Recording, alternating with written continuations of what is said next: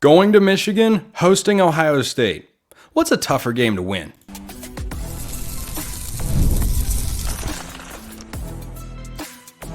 You are Locked On Ducks, your daily podcast on the Oregon Ducks. Part of the Locked On Podcast Network, your team every day. Yes, it is that time once again for Locked On Ducks. I'm your host, Spencer McLaughlin. Thank you so much for making this your first listen or your first view of the day. Part of the Locked On Podcast Network, your team every day and your number one source to stay up to date with the Ducks all summer long, staying 5 days a week for everybody out there. Like, comment, subscribe, rate, and review, please.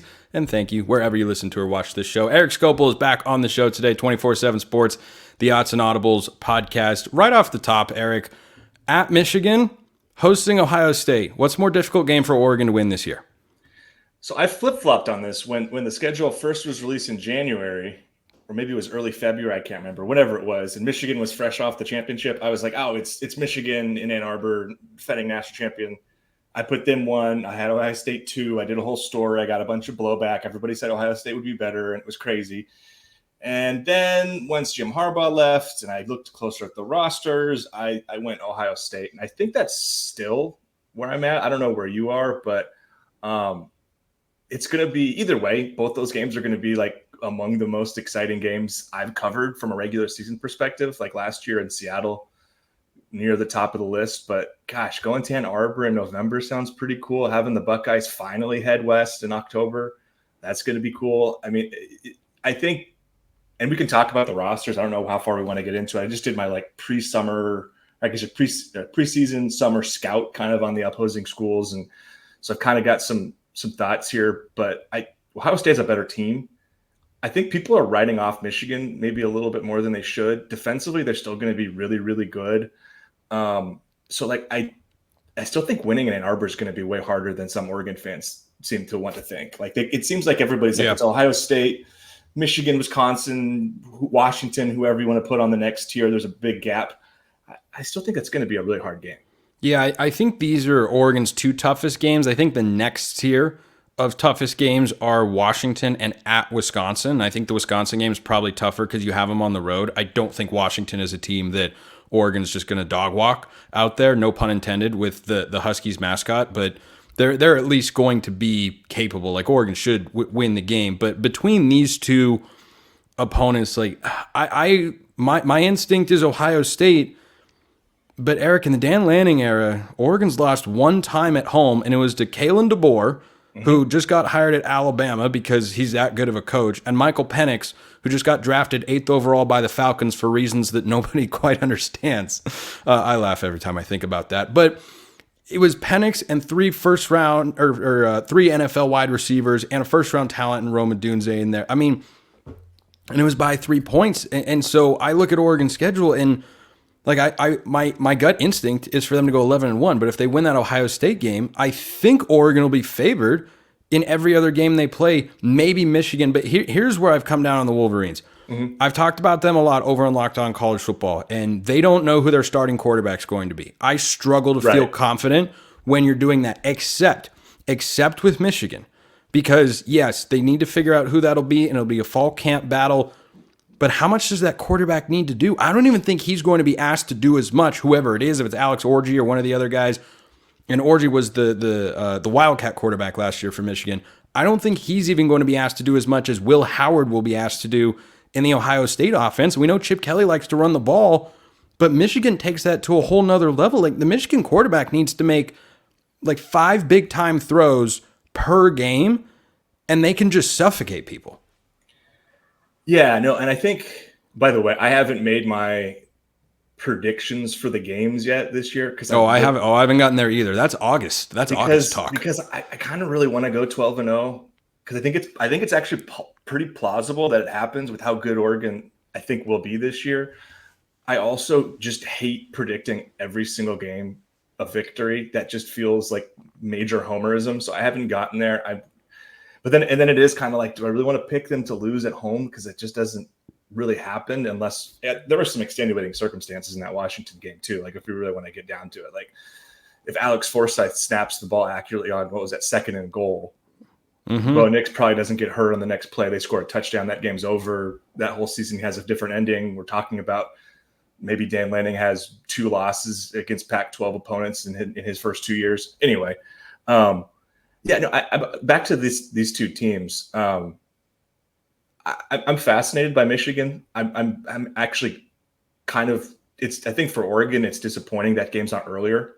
I think if you could catch them like in the first part of October, maybe if you switched, I'm struggling with this. If you switch the games, Ohio State and Michigan, I think that'd be advantageous because I don't know what their quarterback situation is going to look like. I agree with you. That doesn't really matter, but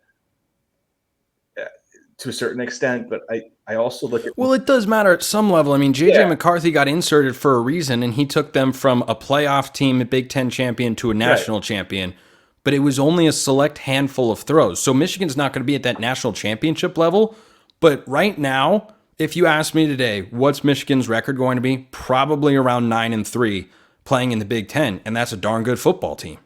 Well, the other thing for Michigan is they lost, 4 out of 5 offensive line starters, something like that. Like that offensive line looks very different. They lose their number 1 running back, the number 1 receiver. Obviously, Loveland back is huge from a tight end perspective. He's going to be one of the best in the country. But so there is pieces around whoever the quarterback is. My point earlier, before I just totally botched a bunch of words and sounded silly, was that I just think if you could get them early before they found their offensive identity, that'd be advantageous because I happen to think Sharon Moore's like kind of a pretty good offensive coach. And if you give him 10 weeks of a season to kind of figure it out, like I think their offense is going to end up being pretty competent.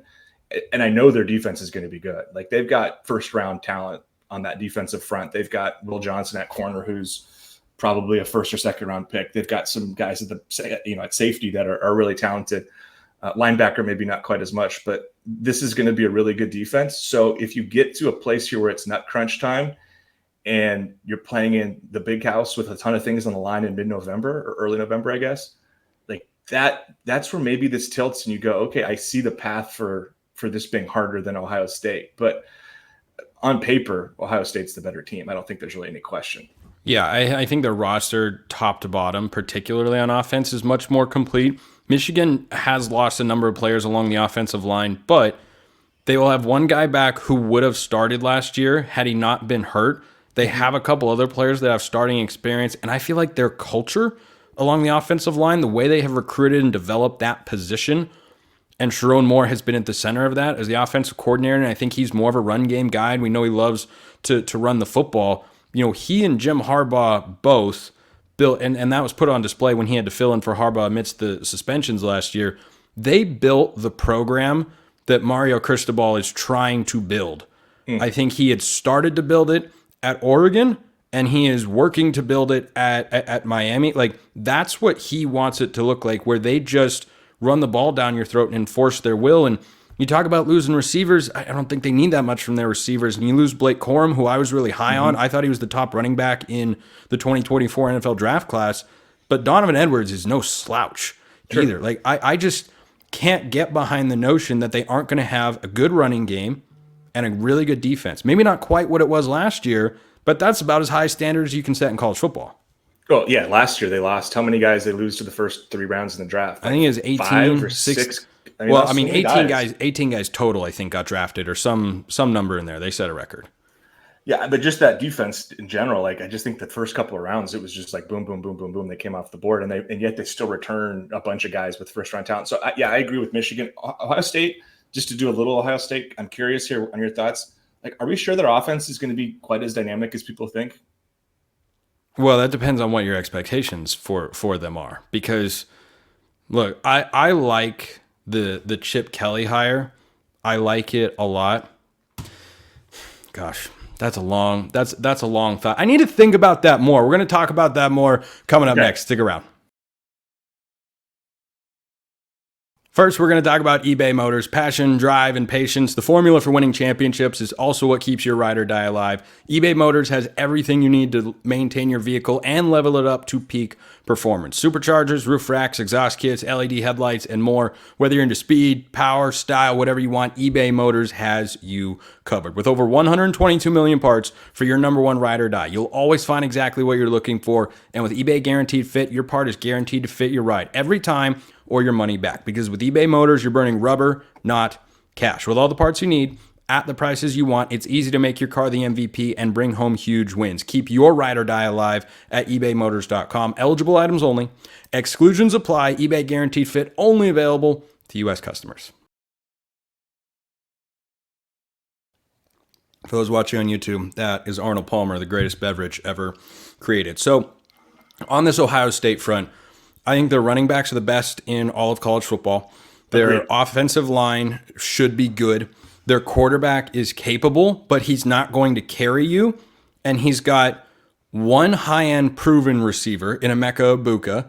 And then they've got another freshman. I think Jeremiah Smith is his name. I might not have that correct, but he is an all-world kind of talent. There are kind of a handful of young five-star receiver talents in college football that national media pundits have their eyes on. It's Ryan Williams down at Alabama, Cam Coleman at Auburn, and Jeremiah Smith at Ohio State. So I think they're capable. I don't think it's as good of an offense, though, as what Oregon faced in 2021 in Columbus. I think it's a step down from that, but the Buckeyes' defense is a big step forward.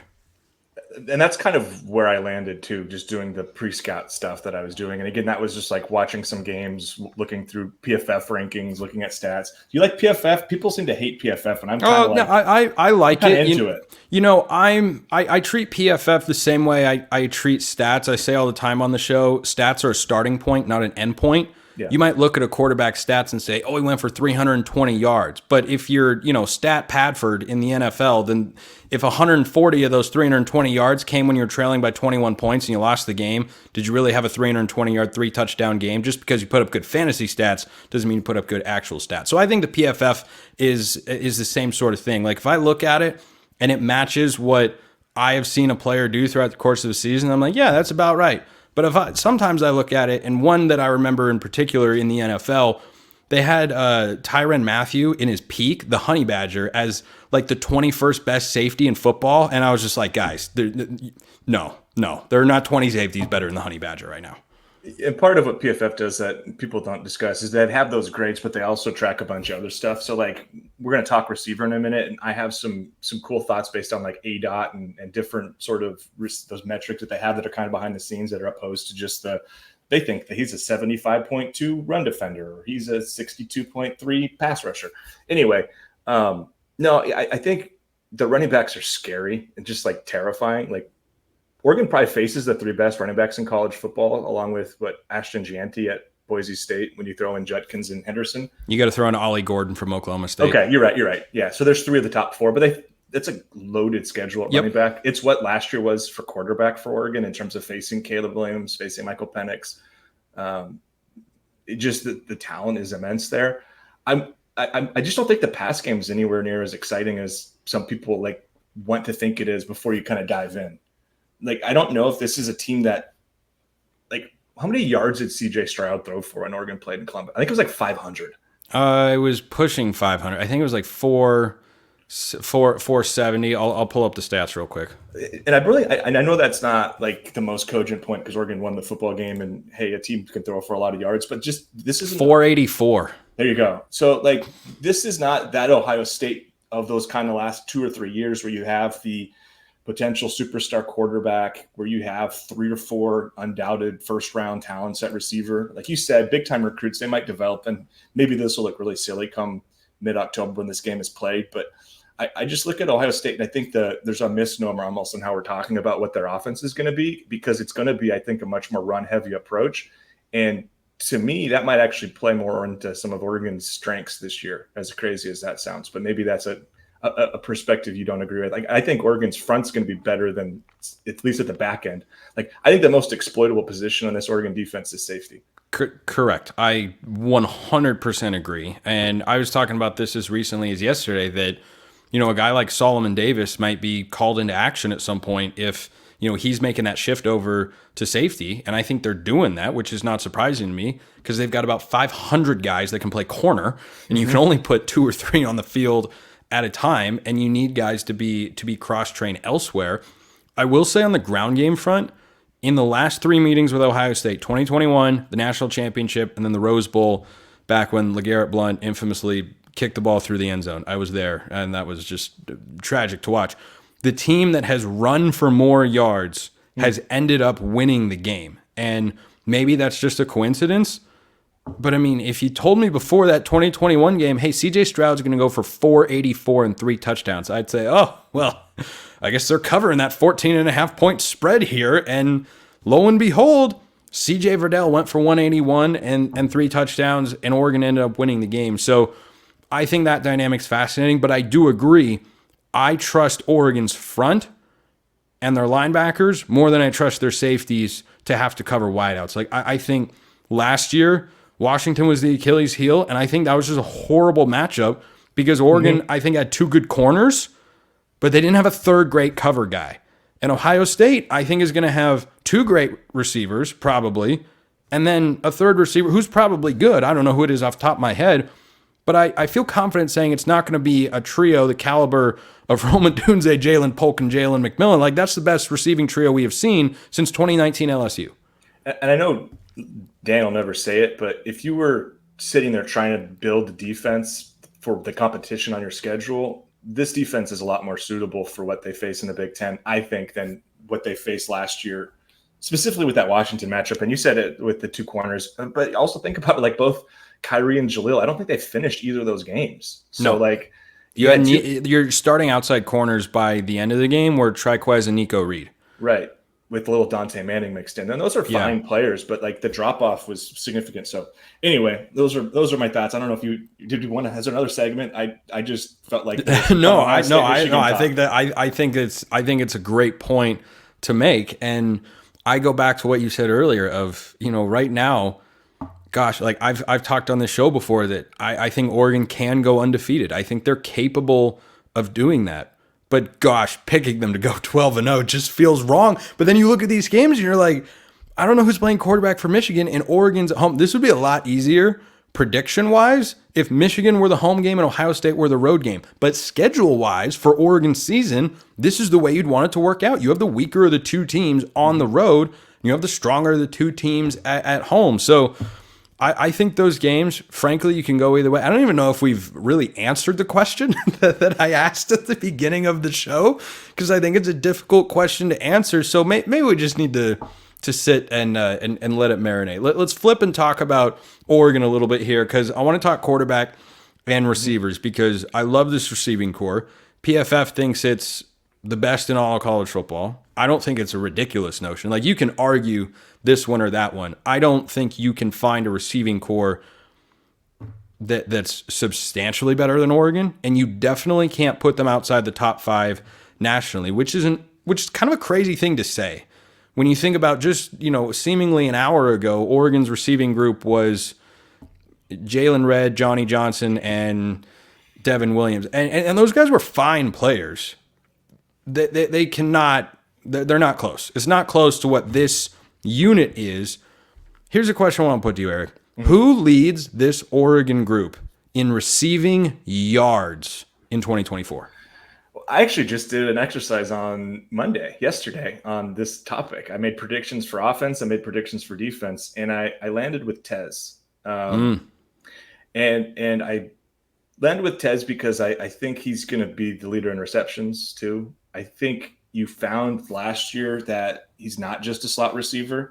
And I actually don't know if people have talked about, like, could we see him more on the outside with a bigger player at slot? Like, Trayshawn played a little there. Gary's not huge, but Gary's clearly a capable slot receiver. I just wonder how much they'll mix and match him. But I think it's pretty clear he's way more dynamic than just, like, this is a sloppy comparison. But I think people think of Tez, they think of DeAnthony Thomas in terms of just, like, small, explosive guy. Like, Tez is a much nobody's DeAnthony Thomas. Nobody's DeAnthony Thomas. Like I get stylistically that comparison. I think it's the wrong comparison.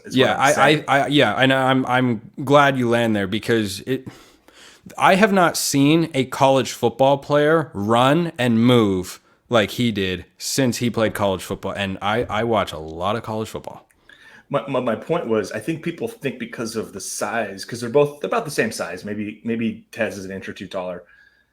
Tez is a much better route runner. Tez is a more advanced player in terms of actually catching the football and actually finishing plays. DeAnthony, as you said, no one's quite explosive like that. No one sets up broken tackles quite the same way, zigzag like that. No, it was video game step and stuff. I mean, it's crazy. The Wazoo play is forever burned in every Oregon fan's memory. I don't care how bad that Wazoo team was. That's one of the craziest plays I've ever seen. Imagine being that guy too, and just throughout your life, you're like, I was the guy who got like turned around four times. I tell you what, Anthony. if I'd played football in high school, Eric, I would have been that guy on athletes far less athletic than D'Anthony Thomas. But my point is, I think Tez is going to surpass what he did last year. I think Oregon is going to throw the ball less than last year, but be pretty close to some of the numbers. Obviously, they're not going to get to 4,500 pass yards because that was a school record, and that's ridiculous. But I actually have I wrote down I think like 1,180 yards for Tez this year, which is maybe it was 1,200 because he had 1,182 last year. I had an increase. I think I had 1,210 or something like that.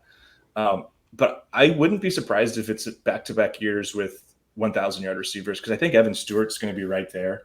And the advantage that Evan has is that, again, I was talking about earlier the ADOT conversation or kind of like the PFF. And it was one of the more illuminating things looking through all the stats was that Troy Franklin's ADOT was 12.6 last year and Tez Johnson's was like 7.5.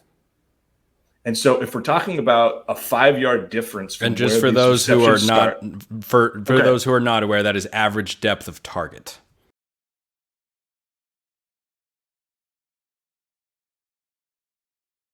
Yes. So we're talking about how far downfield you are when the ball is caught. Right.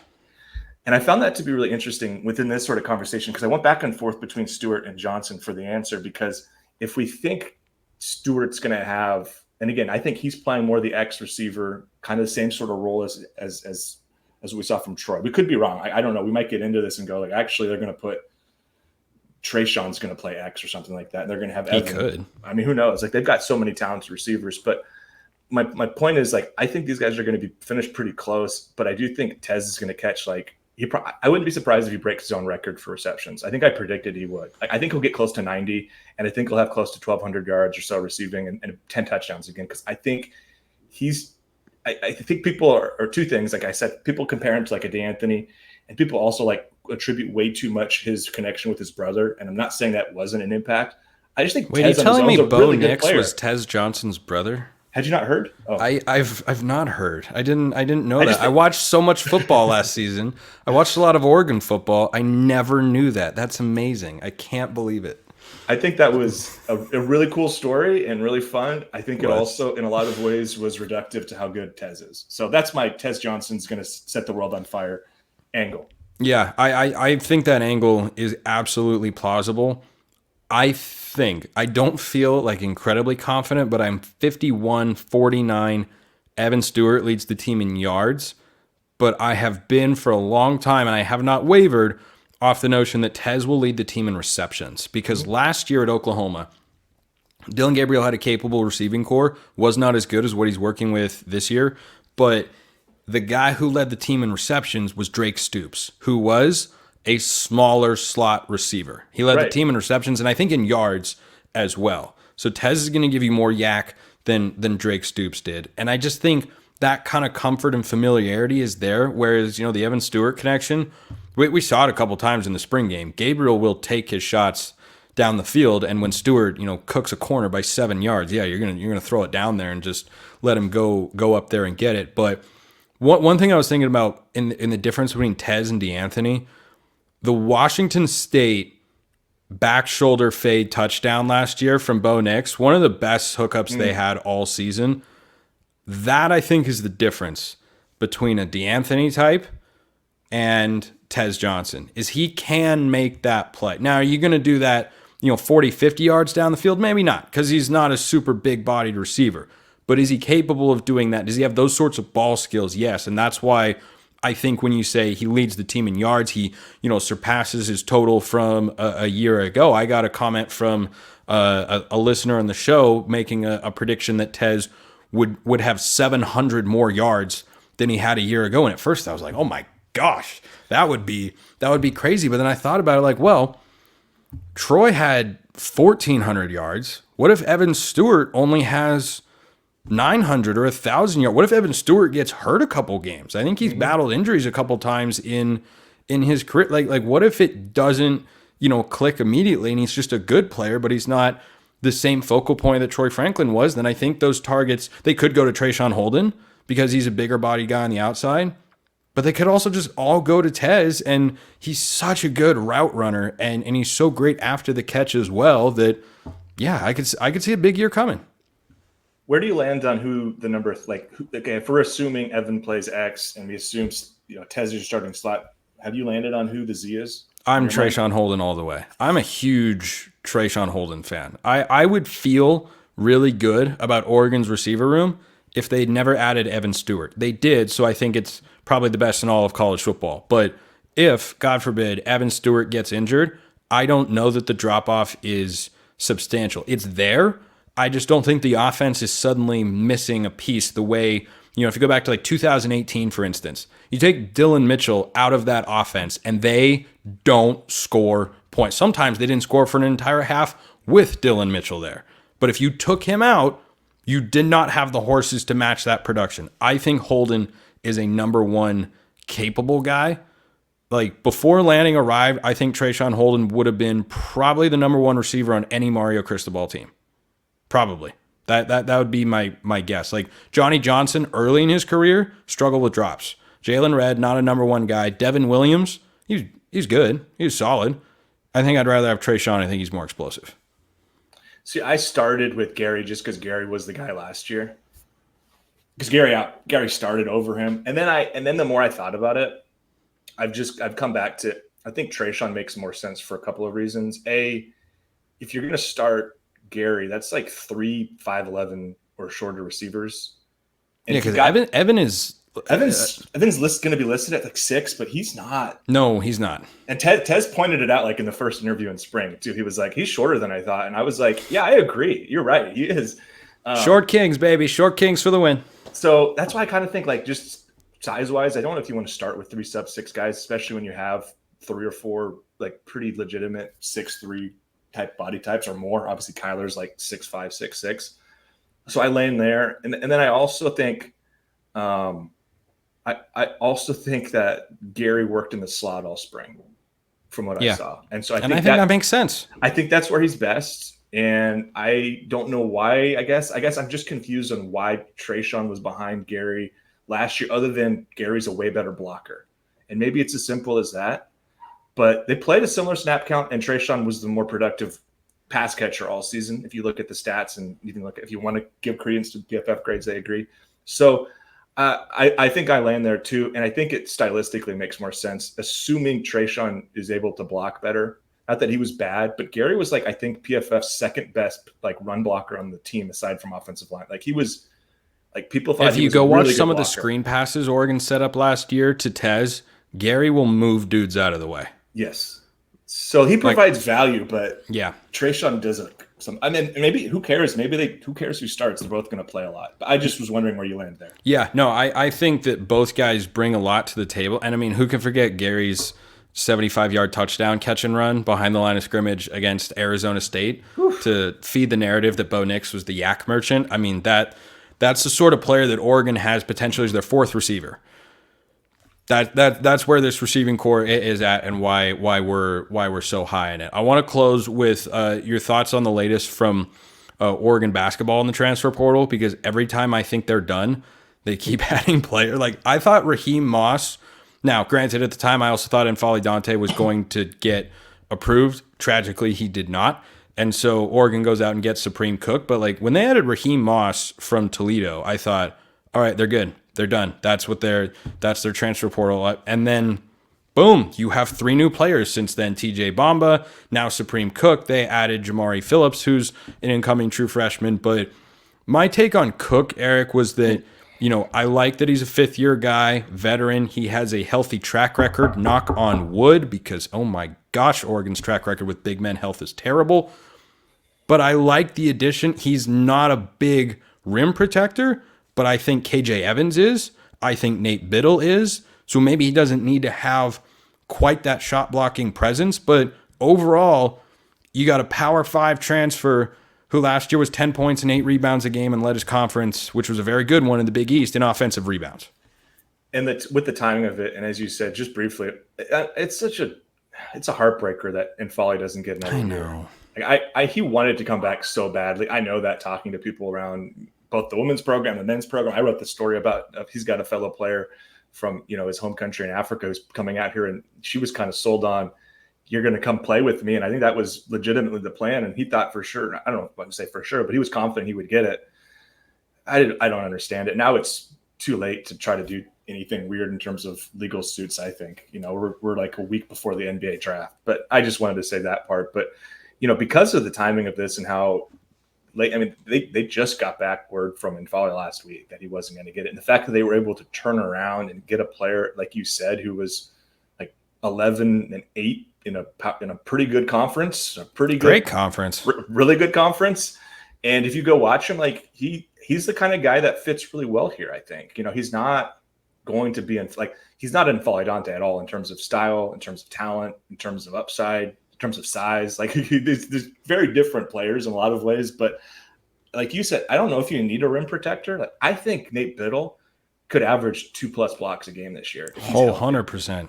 If Biddle is healthy, he could average 15, 9, and 2 blocks and shoot 34% from 3. Like that's what his ceiling is.